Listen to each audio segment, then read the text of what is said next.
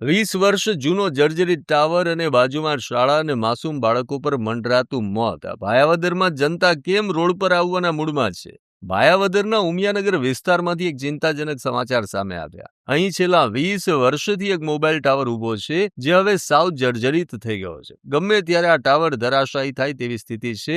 એટલું જ નહીં, ટાવરની બિલકુલ નજીક શાળા આવેલી છે. આ ટાવર પર અસંખ્ય પક્ષીઓ બેસતા હોવાથી તેમનું મળમૂત્ર આસપાસના ઘરો અને રસ્તા પર પડે છે, જેનાથી નાના બાળકોના આરોગ્ય પર મોટો ખતરો મંડરાઈ રહ્યો છે. સ્થાનિકોએ ગત 18 એપ્રિલે કલેક્ટરથી લઈ ચીફ ઓફિસર સુધી લેખિત રજૂઆત કરી હતી. આ ઉપરાંત સહી ઝુંબેશ પણ ચલાવી હતી, પણ 2 મહિના વીતી ગયા છતાં પાલિકા તંત્ર ઘોર નિંદ્રામાં છે. હવે જનતાનો પિત્તો ગયો છે અને લોકો આંદોલનના મૂડમાં છે. આ તરફ ભાયાવદરના ચીફ ઓફિસર ડીએન કડોરિયાનું કહેવું છે કે તપાસ ચાલુ છે કે સરકારી જમીન છે કે ખાનગી, જે મુજબ નોટિસ ફટકારાશે. પણ સવાલ એ છે કે સાહેબ, કોઈ મોટી દુર્ઘટના થશે તો જવાબદારી કોણ લેશે?